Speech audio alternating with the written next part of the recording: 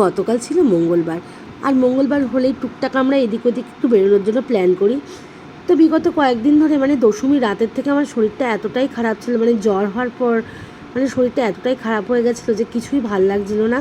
মানে একদমই শরীরে কোনো মানে জোশ নেই, বা সেই মানে শরীরটা পুরো দুর্বল করে দিয়েছিলো জ্বরে, যার জন্য কোনো জায়গায় যেতেও ভালো লাগছিলো না। তো তোমাদের দাদাভাই বললো চলো আজকে মঙ্গলবার আছে, তোমাদেরকে একটু ঘুরিয়ে নিয়ে আসি। তো দেখো আজকে বারান্দার দুদিকের লাইটটাই তোমাদেরকে দেখাচ্ছি, এত সুন্দর লাগছে। তো যাই হোক, আমরা কিন্তু রেডি হয়ে একদম নিচে চলে এসেছি, আর কোথায় যাচ্ছি সেটা অবশ্যই তোমাদের সাথে শেয়ার করব। তো আমরা এক জায়গায় যাবো বলে বেরোলাম, কিন্তু চলে গেলাম আরেকটা জায়গায়, সেটাও তোমাদের সাথে বলবো। তো এই যে মাম রেডি, বাবু আবার গাড়িটা বার করে সামনে দাঁড়িয়ে রয়েছে। হ্যাঁ, এবার বলি আমরা কোথায় যাওয়ার জন্য রেডি হয়েছি। আমরা যাওয়ার জন্য রেডি হয়েছিলাম রানাঘাট। তো রানাঘাট যাওয়ার উদ্দেশ্য ছিল আমার মেয়ের, মেনলি মেয়ের জন্য কেডস কিনবো, স্কুল কাল থেকে খুলে যাচ্ছে, মেয়ের কেডস মোজা নেওয়ার জন্য ভাবলাম যে তাই রানাঘাটে যাই। ও আরেকটাও কারণ ছিল রানাঘাটে যাওয়ার, রানাঘাটে কিন্তু বিখ্যাত মটন রোল পাওয়া যায়। তো ওর ছেলে মেয়েকে খাওয়ানো হয়নি, আমি আর তোমাদের দাদাভাই খেয়েছিলাম, তো তার জন্যই যাবো বলে ঠিক করেছিলাম। তো দেখো স্টেশনে চলে এসেছি ডাউনে, যাবো কাস্তাপাড়া। এসেই আমি কিন্তু ঠাকুরটা প্রণাম করে নিলাম। তো তোমাদের দাদাভাই বললো না রানাঘাট যাবো না, চলো কাস্তাপাড়াই যাই, কারণ আরও কিছু কাজ পরে মনে পড়েছিল। আর তার চেয়ে খুব বড়ো কথা, আমার যে ব্লাউজ বানাতে দিয়েছিলাম তোমাদেরকে দেখিয়েছিলাম যে হকার্স কর্নারের মধ্যে, তো সেখানে আমার আরও দুটো ব্লাউজ রয়েছে। তো তোমার দাদাভাই বললো চলো তাহলে একবারে যাই, ব্লাউজটাও নেওয়া হয়ে যাবে, আর কিছু কাজ আছে সেটাও সারা হয়ে যাবে, আর জুতোটাও নেওয়া হবে, কাস্তাপাড়া থেকে জুতোটা পেয়ে যাব। যাই হোক, তার জন্য কিন্তু স্টেশনে চলে এসেছে। আর আজকে এসে কিন্তু একটু দাঁড়াতে হয়নি, সঙ্গে সঙ্গে রানাঘাট লোকালটা কিন্তু পেয়ে গেছি, তবে আজকে ট্রেনটা একটু ভিড় ছিল। সে যাই হোক, তারপরে কিন্তু নেমে গেলাম কাস্তাপাড়া, দুটো স্টেশন কোনো ব্যাপার না, নেমে গেলাম কাস্তাপাড়া। আর এখন কিন্তু কাস্তাপাড়ায় অতটা জমজমাট নেই, যেহেতু পুজোটা সবে চলে গেছে, আর গতকালই ছিল লক্ষ্মী পুজো, যার জন্য ভিড়টা অনেকটাই কম। আর যেখানে আসা মাত্রই তোমাদের দাদার এক বন্ধুর সাথে দেখা হয়ে গেল, তার সাথে দাঁড়িয়ে তোমাদের দাদাভাই একটু কথা বলে নিল, নিয়ে এবার কিন্তু আমরা এগোবো বাইরের দিকে যাওয়ার জন্য এগোবো। তো যাই হোক, আজকে তো ছেলে মেয়ে দুজনকে নিয়ে এসেছি, তোমরা তো দেখলে। আর মেয়েকে নিয়ে আসার মেন উদ্দেশ্য মেয়ের জুতোটা মাপ দিয়ে নেবো বলে। তো এই যে স্টেশনের বাইরে কিন্তু বেরিয়ে এসছে, এখানে এসে দেখলাম কালী পুজোর প্যান্ডেল কিন্তু শুরু হয়ে গেছে। মানে দুর্গা পুজো শেষ হতে হতেই যেহেতু কালী পুজোর, সেই জন্য প্যান্ডেলটা অবশ্যই শুরু হবে। এখানে এসে আগে সিদ্ধেশ্বরী মায়ের মন্দিরে প্রণামটা করে নিলাম, নিয়ে কিন্তু সামনের দিকে আস্তে আস্তে এবার যাচ্ছি। আর এই যে এসে গেলাম কিন্তু বিমলে। হ্যাঁ, বিমলে একটা ছোট্ট কাজ ছিল, যার জন্যই বিমলে আসা।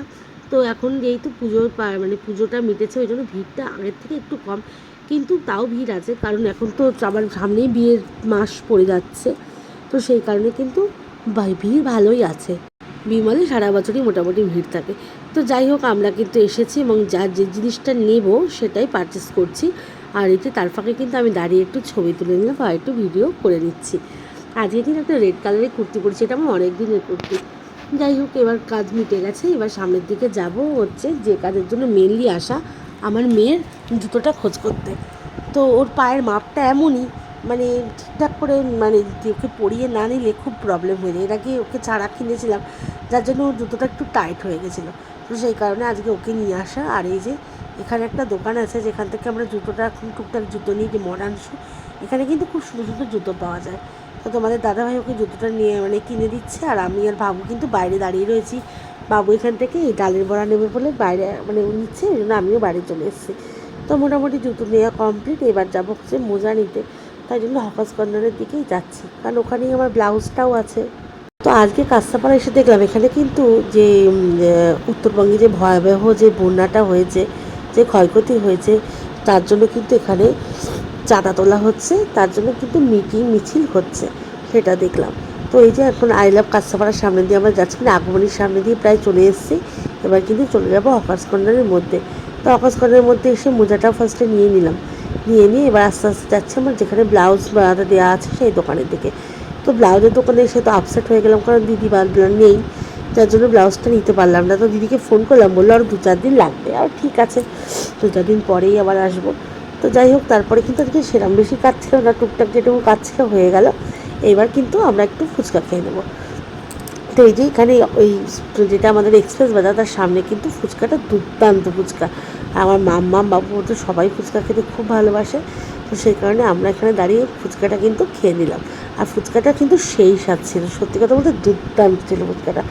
তো মোটামুটি ফুচকা খাওয়া কমপ্লিট, এবারে কিন্তু তাড়াতাড়ি করেই আজকে বাড়ি ফিরে যাবো। ট্রেনে উঠে গেছি, যেহেতু আর কি খুব বেশি কাজ ছিল না, যার জন্য আর বেশি কিন্তু দেরি করিনি। আর শরীরটা কিন্তু আমার এখনও ঠিকমতো পারমিট দিচ্ছে না। তো ভিডিওটা কেমন লাগলো অবশ্যই বলো। চলো টাটা।